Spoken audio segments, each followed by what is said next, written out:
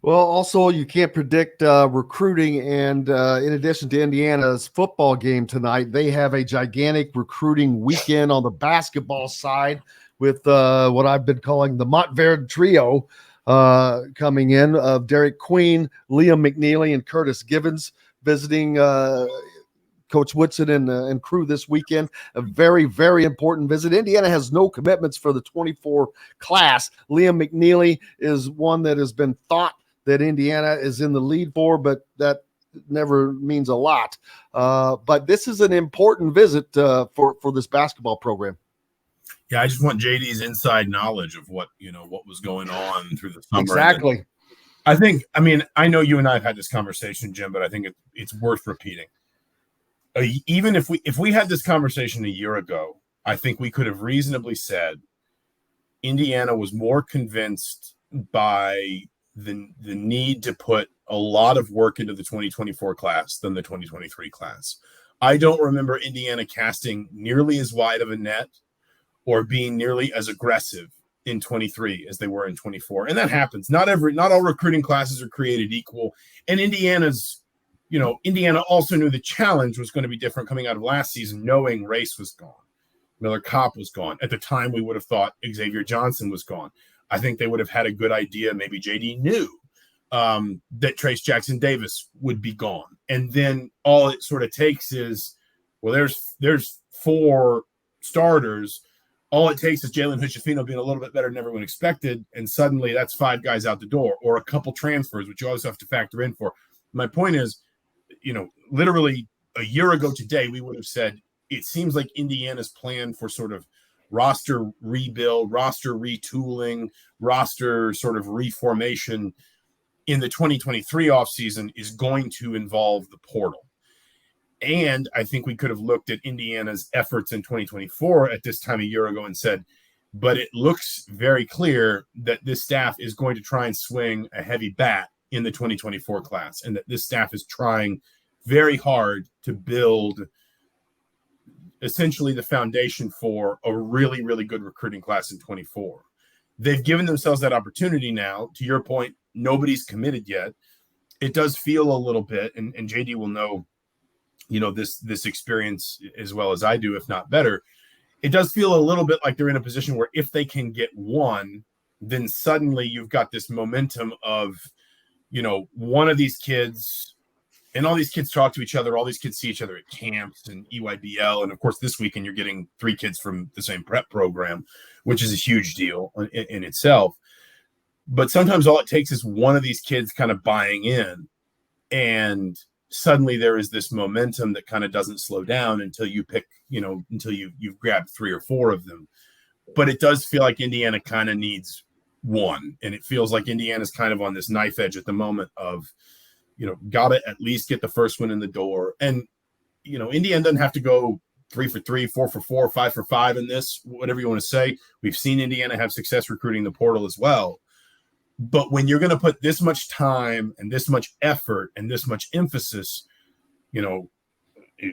on or into whatever this recruiting class, it is clear that this is part of the plan, and you've got to find a way to make that work. And I think that this weekend is maybe the most important, but certainly, the first of a handful of really important recruiting weekends for Indiana in the next, let's say, 6 to 8 weeks.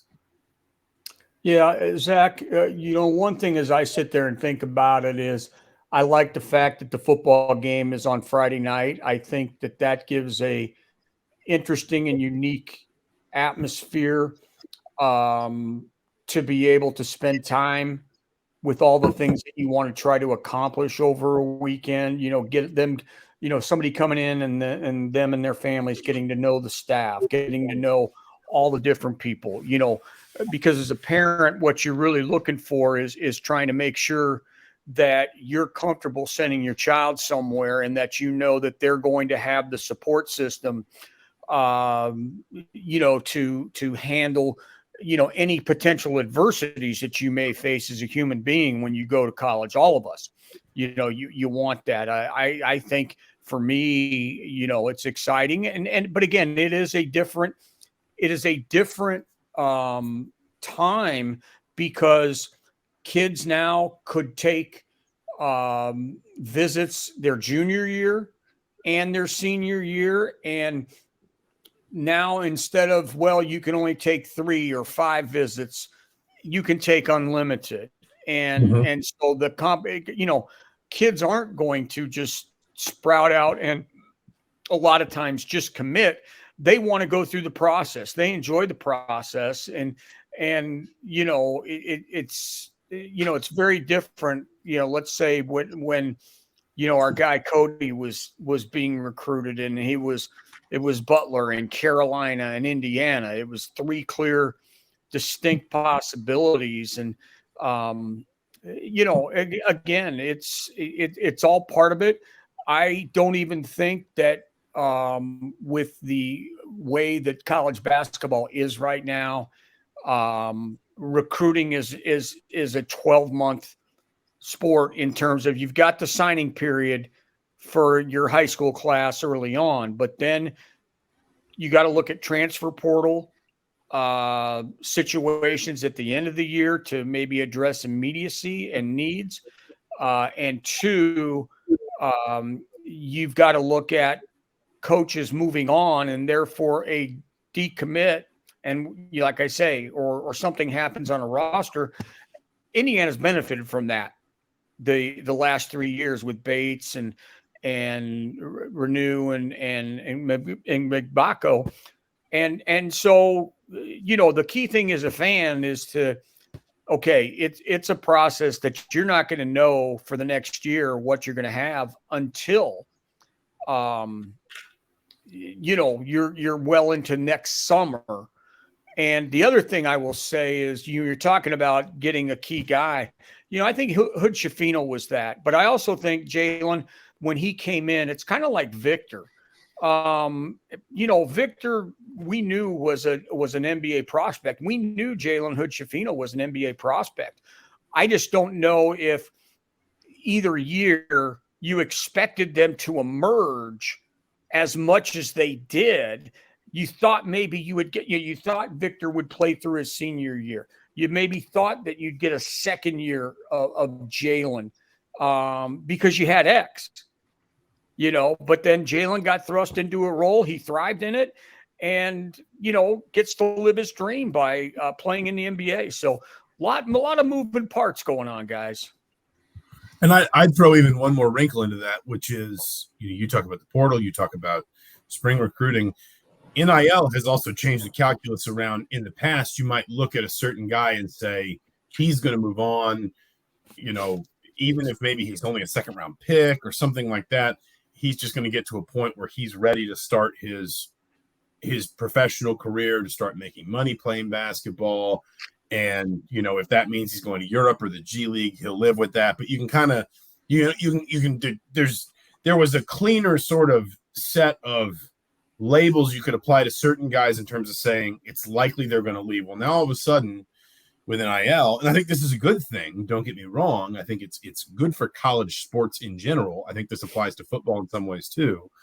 I think it raises the level of talent in college football, college basketball, etc. But now there's a class of guys that wind up in this kind of gray area where they might be ready to go. They might not. They might have enough NIL opportunities that they say, I'll stay for one more year. I'll stay in Indiana where the facilities are good and the coaching is good. And I know I'm going to get the exposure I need. And NBA scouts are going to be coming through all the time anyway, and that's fine. And so then suddenly maybe there's opportunities. I don't think this was ever really confirmed.